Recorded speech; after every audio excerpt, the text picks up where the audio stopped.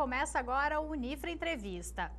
O mês de dezembro é sinônimo de lojas cheias e consumidores à procura do melhor presente para familiares e amigos. E junto com a movimentação do comércio, também surgem as reclamações. Você já parou para pensar nos cuidados que precisa ter antes de comprar um presente? Para nos dar dicas e evitar problemas nesta época de festas, está aqui conosco no estúdio o coordenador do PROCON de Santa Maria e também professor do curso de Direito aqui da Unifra, Vitor Hugo do Amaral Ferreira. Seja bem-vindo. Muito obrigado. Vitor Hugo, nessa época do ano aumenta bastante o número de reclamações no PROCON? Consideravelmente, né? Geralmente porque nós vivemos o ano todo instante sempre em busca de produtos, aqueles que a gente precisa consumir, que vem do consumo essencial, e aqueles também que a gente acaba consumindo por vontade ou busca por algum desejo, objeto e tal, que nos faz consumidores.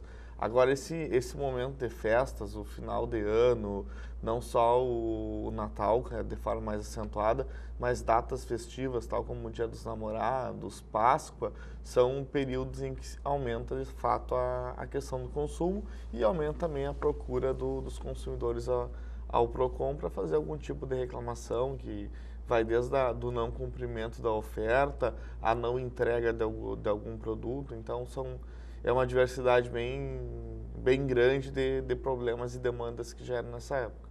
Aqui em Santa Maria, quais são os números, assim, por exemplo, durante o ano é de X reclamações e nessa época aumenta? Este ano em especial a gente caminha para bater um recorde de todos os anos de existência no PROCON de Santa Maria. Tá? Tem se oscilado em número de reclamações formalizadas, que são aquelas não só de consumidores que vão até o PROCON fazer uma reclamação, mas aquelas reclamações que elas são efetivadas, em que o fornecedor recebe uma notificação para responder ao PROCON. Então, o número, a média tem sido entre 1.500, 2.000 reclamações, e este ano, em outubro, nós já tínhamos passado de 2.000 reclamações. Né? Não tenho hoje para te dizer o número exato dessa semana, mas próximo a 2.500 reclamações certamente já se está. E quais são os campeões de reclamação? Bom, os campeões continuam em torno dos serviços, né? E aí, esmiuçando um pouco a questão de serviços, nós entramos na questão da telefonia e instituições financeiras. Então, é o reflexo num contexto do país, são os principais segmentos reclamados em todos os PROCONs, a maioria dos PROCONs em todo o Brasil, telefonia e instituições financeiras. E quais são as principais dicas que tu daria para as pessoas que estão indo às compras nessa época do ano, assim, digamos 3 essenciais? Bom, 3 dicas essenciais que a primeira é que o consumidor só compra aquilo que necessariamente ele precisa comprar. Né? Nós vivemos um mundo não só de consumo, mas de consumismo em excesso. Consumo consciente. Então, exatamente. Então, uma dica seria o consumo consciente, ou que a gente tem chamado de consumo responsável. A partir desse consumo responsável, vem todas as demais dicas. Essa seria uma grande dica. Ou um outro ponto importante, que o consumidor fique atento a todas as informações do produto. E daí, quando se fala em informações, prazo de validade, forma de uso, presente, que é o corriqueiro desse período, né? Indicação de idade para o presente, se vai dar o presente para uma criança, deve constar na caixa, na embalagem, que esse presente é indicado para crianças de até 3 anos, né? Contraindicado para crianças de menores de 3 anos. Então, que ele fique atento a essas questões para ele não tenha transtornos depois. Né? E também uma terceira dica seria a questão do pagamento. O consumidor tem que buscar ao máximo fugir do que se trata hoje, e é um grande problema do direito do consumidor, que é o superendividamento do consumidor. E nessa época, em função de estar recebendo 13º, tem boa parte dos consumidores já estão buscando férias, já contam com o dinheiro, com a parcela de férias que vai vir no próximo mês. Então, sempre se fazer uma reserva para esses gastos é pertinente.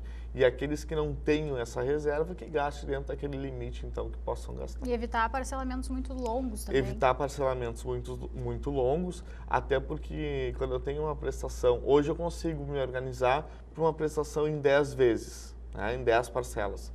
Só que eu posso, daqui 2, 3 meses, sofrer alguma situação inesperada, como perder o meu emprego, alguma situação de doença na família, e eu vou ter que deslocar parte da minha renda para cumprir outros compromissos, e essa prestação que eu me prolonguei em 10 vezes, ela pode ficar prejudicada e o consumidor vai deixar de pagar, vai buscar outras alternativas, tal como empréstimo bancário, alguma situação assim, e aí nós vamos criar uma situação bem complicada, uma situação que o consumidor, boa parte, às vezes não consegue sair depois em função de uma dívida que ele mesmo tenha gerado. Geralmente as pessoas deixam tudo para a última hora, né? E as pessoas que deixam tudo para a última hora tendem a cometer mais erros na hora da compra? Eu acredito que sim, né?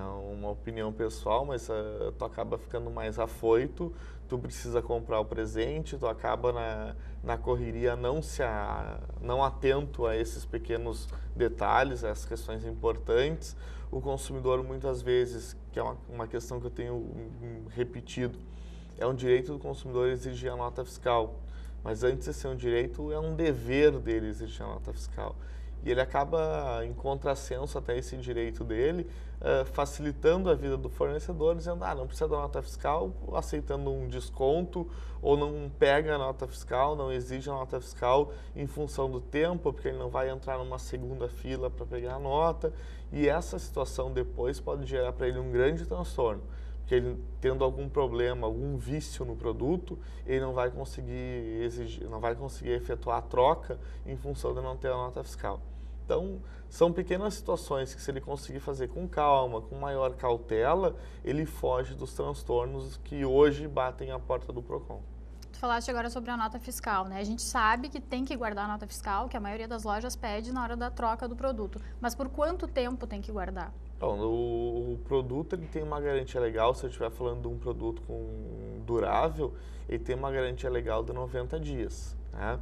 Então, se eu quiser exigir a minha garantia, eu tenho que apresentar a nota fiscal. Prazo mínimo de eu guardar ela vai ser esses 90 dias.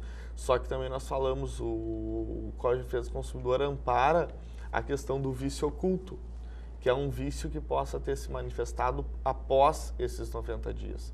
Então, guardar a nota fiscal é guardar pela vida útil do produto. Né?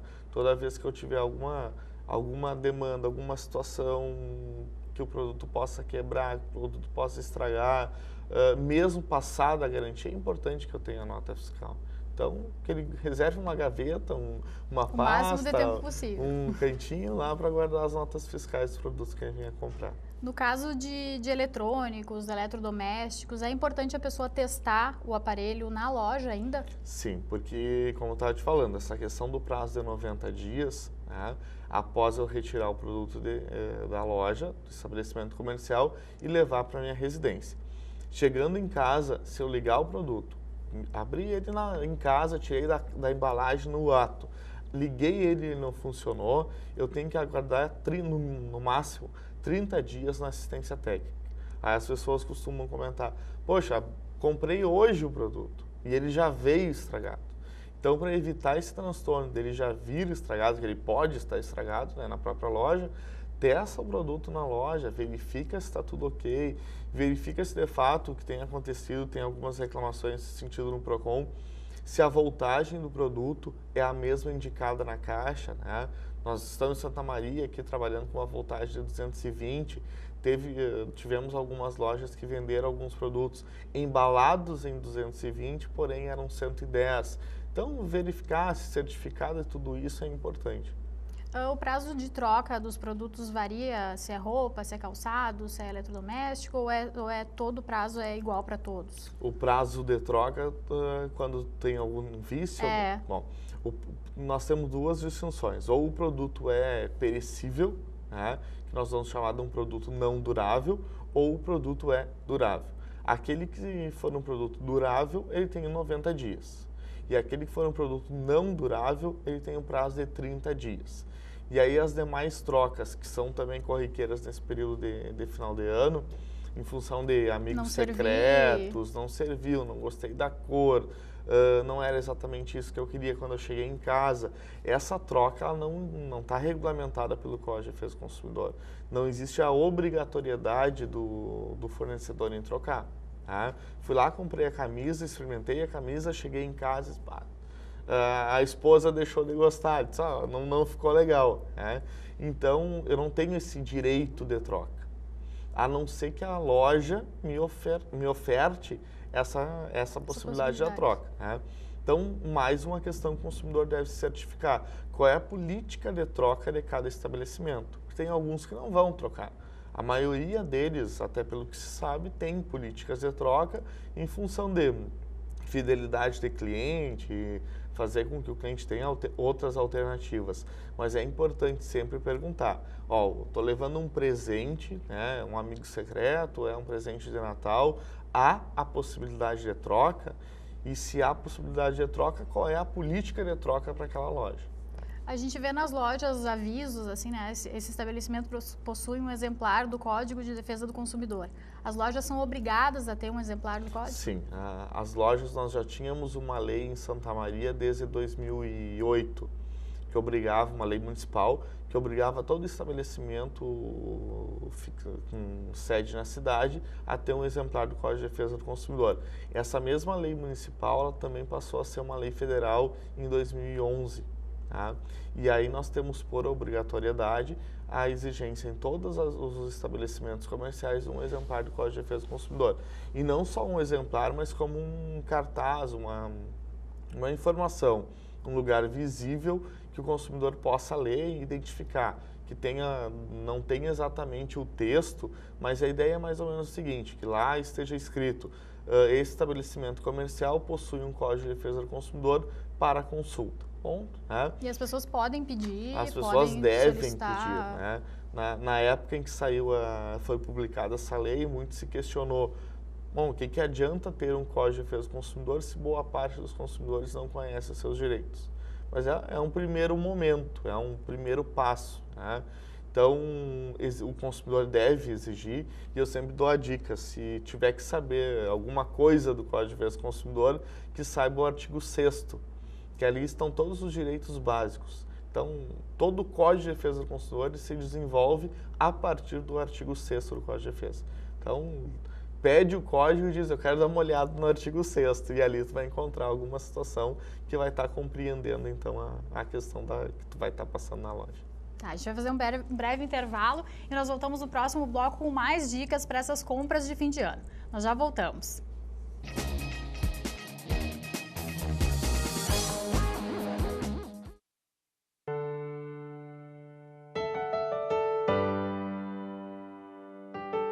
Há mais de 70 anos, o Lar de Joaquina educa e ajuda crianças em situação de risco. Colabore conosco para que possamos ampliar nossas atividades, dando continuidade aos nossos trabalhos. Mais informações no site lardejoaquina.com.br.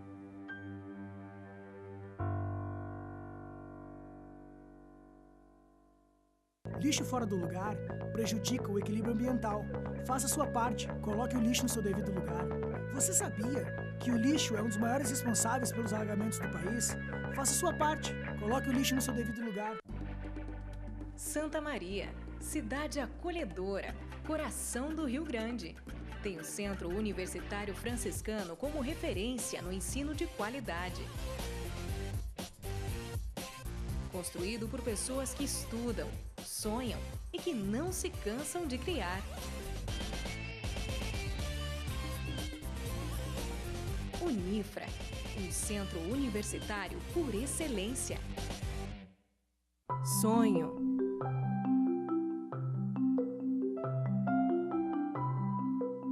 Esperança. Realização.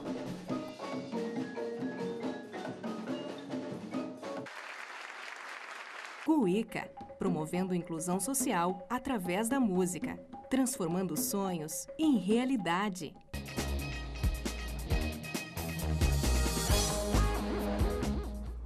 O Unifra Entrevista está de volta. Hoje nós estamos conversando com o coordenador do PROCON e também professor do curso de Direito aqui da Unifra, Vitor Hugo do Amaral Ferreira, sobre as compras de fim de ano. A gente já falou sobre as compras ao vivo, digamos, né, que são nas lojas, no comércio.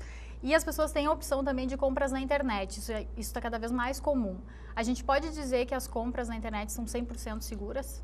Não, de forma absoluta a gente pode dizer que elas não são 100% seguras, né?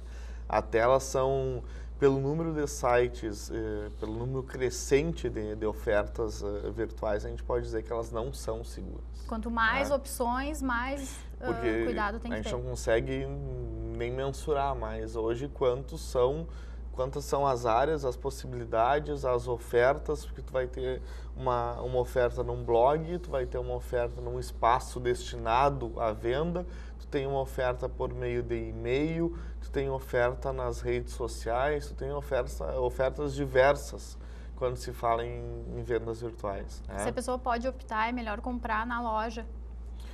Eu diria que ela pode comprar tanto na loja quanto no espaço virtual, mas desde que ela escolha um espaço virtual que seja um espaço virtual confiável. Né? E como saber que ele é confiável? Como saber se ele é confiável? São aqueles sites mais conhecidos, né? Aqueles sites em que ele consegue identificar uma questão que é importante. Não acreditar em promessas milagrosas. Né? Se ele tem conhecimento de quanto custa um produto, em média, eu não vou encontrar, nenhum site vai fazer milagre, nenhum vendedor virtual vai ofertar um produto que seja real, que vai efetuar a troca com um preço muito aquém daquilo que de fato é o preço médio. Então isso é um primeiro ponto para desconfiar. Outra questão, um site que se preze, um site que seja confiável, ele tem ali as informações de acesso do consumidor com esse estabelecimento virtual. Tá? Que acessos seriam esses?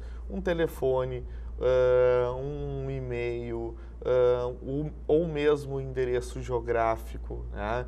Agora nós temos um projeto de lei que está tramitando no Senado que vai regulamentar toda essa questão de comércio eletrônico. E uma das exigências é justamente essa, que todo site identifique qual é o endereço geográfico dele, né? Onde está localizada, qual é a sede daquela empresa. Porque antes de eu ter um site, eu tenho uma empresa. Né? Essa empresa oferta produtos num espaço virtual. Agora, se eu precisar fazer uma reclamação daquele produto que não foi entregue, que não chegou na minha residência, ou chegou na minha residência, mas não chegou como de fato era anunciado, a quem eu faço essa reclamação? Então, isso hoje é o que impede os consumidores, inclusive, de buscar seus direitos. Quando ele chega até o PROCON, ou se ele for ajuizar uma ação, por exemplo, ele precisa indicar o endereço para que esse espaço virtual seja notificado. E se eu não tiver o endereço físico dele, o endereço geográfico, eu não vou conseguir notificar. E se não conseguir notificar, o consumidor vai ficar no prejuízo. Né? Então, informações básicas. Fazer um teste antes, mandar um e-mail, ver se é correspondido, estabelecer prazos de entrega, tomar as cautelas, já conversar com alguns amigos se já compraram naquele site, verificar. Tem uma série de manifestações já em redes sociais, em outros espaços da internet, que comentam se aquele site é confiável ou não. Pessoas, às vezes, indignadas, dizendo que compraram, pagaram e não receberam. Pessoas dizendo que é seguro comprar naquele espaço. Então, exige mais cautela do que É importante ter referências. Exatamente, antes, então. ter referência, buscar comprar sempre naqueles mesmos sites. Eu acho que isso vai consolidar, e não tem como fugir, né? Nós vamos consolidar, sim, o comércio virtual, talvez num consumo maior do que o próprio estabelecimento comercial, no modo que nós conhecemos. Né? Mas para que isso seja efetivado, hoje a grande dificuldade é a questão da confiabilidade. E a confiabilidade vai surgir no momento que o consumidor for mais prudente. Né? E hoje nós não temos ainda, eu não sei não sei exatamente se é um consumidor não prudente ou é um consumidor que ainda é novato, inexperiente nessa área do consumo virtual. Então, caminhar para a construção dessa experiência, dessa prudência, é o momento que nós estamos passando agora. São Paulo realizou uma pesquisa e aponta o comércio no estado de São Paulo, 40% do total do comércio é feito no espaço virtual. Né? Então, nós nos aproximamos a metade do que se consome no estado de São Paulo já é estabelecido, já é feito em trocas virtuais. Então, é um caminho sem volta. E esse caminho, não vamos recriminá-lo, acho que é extremamente salutar, só que ele tem que ser de forma positiva. Nós temos que encontrar aí elementos construtivos de confiabilidade para o consumidor. Existem leis específicas para as compras virtuais? Não, hoje o comércio eletrônico e a internet num todo no Brasil, ela vive num limbo. Né? Ela está num espaço em que nós não temos regulamentação, só que em contrapartida nós temos um excesso de operações virtuais. Nós temos aí questões de processos eletrônicos, nós temos questões não só do comércio virtual, mas se fala em crimes virtuais. É uma diversidade que assola essa questão que se denominou de novas tecnologias. E aí, fazendo um dos recortes, é a questão do comércio eletrônico. No comércio eletrônico nós não temos nada regulamentado. Né? Se usa por analogia o Código de Defesa do Consumidor no seu todo. O Código de Defesa do Consumidor se aplica à questão do comércio eletrônico? Sim, sem dúvida alguma. Só que não tem nada específico no Código de Defesa do Consumidor destinado ao comércio eletrônico. Só que o comércio eletrônico acaba exigindo questões específicas do CDC que faz com que nós tenhamos que atualizá-lo. Né? Se eu comprei um produto na internet, ali no site dizia que a entrega seria feita em 7 dias úteis. Certo. E esse produto não chega na minha casa nesse prazo. Eu faço o quê? A quem eu recorro? Bom, se tu foi estabelecido um prazo para entrega, esse prazo não é cumprido, tem descumprimento do contrato. Pelo descumprimento do contrato, pode desfazer o negócio. Pode cancelar a compra, receber o dinheiro de volta? Pode cancelar e desfazer o negócio jurídico. Então, tu pode cancelar isso por um e-mail, pelo telefone, né? Pelo e-mail ou espaço virtual. Se isso não acontecer, continuar tendo as parcelas, por exemplo, descontadas do cartão de crédito, aí tu pode recorrer ao PROCON para que a gente possa fazer a reclamação. E mencionaste a questão de 7 dias, né? Como um exemplo. Mas 7 dias é um prazo que nós utilizamos para a internet. Porque o artigo 49 do atual Código de Defesa do Consumidor, ele fala que toda compra realizada fora do estabelecimento comercial faz com que nós tenhamos o direito de desistir dessa compra, que é o direito de arrependimento, que ele vai ser exercido no prazo de 7 dias a contar do momento que o produto chega na nossa residência. Só que lá em 1990, quando o código foi feito, esse direito de arrependimento se destinava ao quê? Compras realizadas por telefone, por catálogo, né, a revista, menciona inclusive compra por fax, que é uma situação de 1990, né? Hoje não se imagina isso. Agora, esse artigo 49 se aplica diretamente a quem? A internet, quando se fala fora do estabelecimento comercial. Tá? Então, independente de ter problema, simplesmente pelo fato de não ter tido contato com o produto, só um contato visual numa tela do computador. De repente chega e não é aquilo que a pessoa imaginava. O que foi ofertado não era aquilo que se imaginava, então eu tenho o direito de arrependimento. Não quero o produto, vou mandar ele de volta e eu não tenho nenhum ônus em relação a isso. E aqui nós temos um principal problema, um alerta e uma questão que vai ser alterada com o projeto que está tramitando. Geralmente essas compras são feitas pelo cartão de crédito. Né? E aí eu exerço meu direito de arrependimento, o produto já não está mais comigo, mas eu continuo pagando as parcelas. Né? Esse projeto tende a resolver essa situação da seguinte forma: toda vez que eu encaminhar ou que eu exercesse meu direito de arrependimento, o site tem o dever de comunicar a operadora do cartão de crédito para que ela cancele o desconto na minha fatura. E se a operadora, a administradora do cartão, não cancelar na próxima fatura, eu passo a ter o direito de ter a devolução em dobro do valor. Né?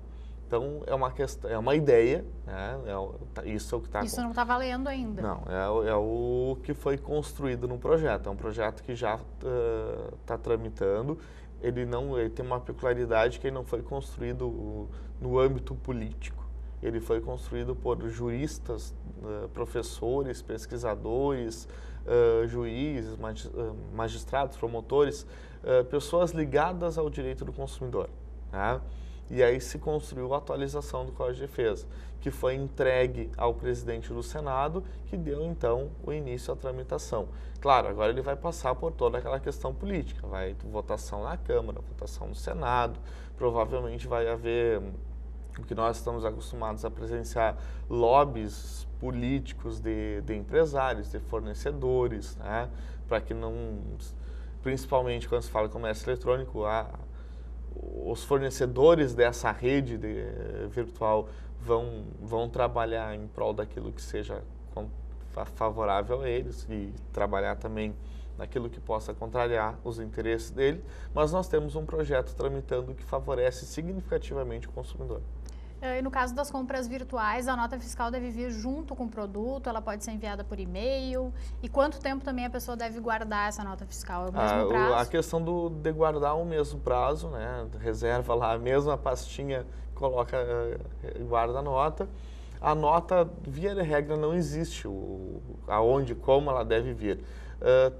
Os fornecedores têm por hábito encaminhar ela junto com o produto. Tá? Então, quando chegar o produto na tua residência, já vai chegar a nota.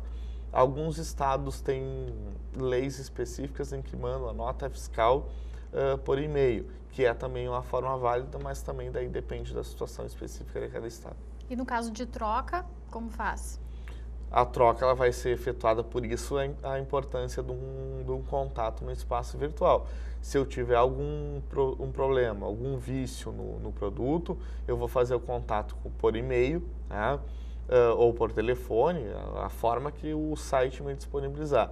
Vou enviar o produto, ou ele vai me indicar uma assistência técnica que tenha na minha região, na minha cidade, levo até a assistência, tenho prazo de 30 dias para conserto, consertado o produto, tranquilo, fico com ele. Se passados 30 dias o produto não tiver conserto, segue as mesmas regras de um produto comprado aí no estabelecimento comercial. Bom, como a gente falou, né, nós estamos numa época de bastante compras. As pessoas que estiverem precisando de ajuda do Procon, elas fazem como aqui em Santa Maria? Bom, elas podem se dirigir até o Procon, né, que fica na esquina da Avenida Rio Branco com a Silva Jardim, no prédio do antigo Hotel Glória, prédio 8 da Unifra. Ou então pode fazer contato conosco por e-mail ou ainda por telefone. Tá? O e-mail está disponível no site do Procon, sim, é isso? Acessando o site do Procon, vai encontrar o e-mail ou então pelo telefone 3217 1286. Tá bom, Vitor Hugo, obrigada pela tua presença aqui e pelas dicas também para todo o pessoal que está fazendo compras.